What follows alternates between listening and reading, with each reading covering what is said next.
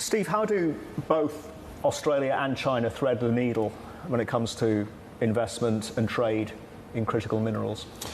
Look, that's a really interesting question. I mean, again, Australia put in place an agreement with the United States a number of years ago around critical minerals. You can see as part of this global, some people say fracturing, some people say decoupling, but as part of this global move, that there is a real recognition by Western democracies in particular that they don't want to have the susceptibility around supply chain of critical minerals all geared through China. So there is a very deliberate attempt to try to shift away from that processing in particular taking place in China. You see big initiatives that the United States is putting in place. So in terms of threading the needle, look, that is going to be a challenge. You saw when the US put in place export restrictions that China effectively copied that with respect to some of their critical mineral exports. So this great power competition between the United States and China, it's clearly going to continue for some time. And that's going to mean that a whole range of smaller and medium-sized economies like Australia are going to have to tread very carefully. And Steve, I'm just wondering now that, obviously tensions have thawed and we are on that stabilisation process, what is the next steps, do you think, between these two countries? I think stabilisation is going to be the first goal. We're moving toward it, but I would say they're still a long way away from what I would classify as a stable relationship.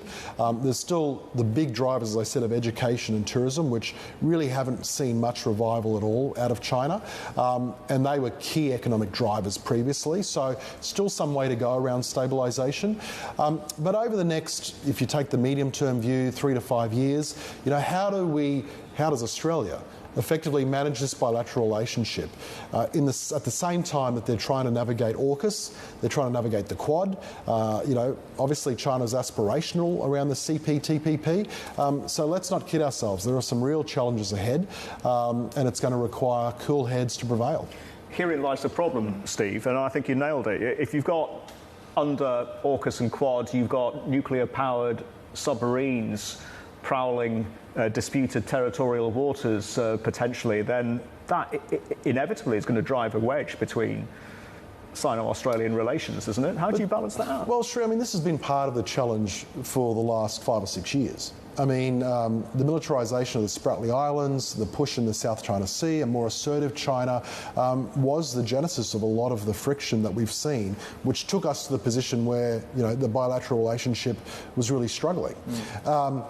Those pressures remain. And as I said, what is new about the current climate is that there is an attempt to stabilise that trade investment relationship in parallel with what's happening around national security and geostrategic considerations. That's new. I don't think there's a roadmap around this yet. It's being seen to be new territory, new policy territory for the government. Hi, I'm Emily Tan, and thanks for watching CNBC. You can check out more of our videos by clicking on the boxes on the screen, and don't forget to subscribe to the channel for more. Thanks for watching.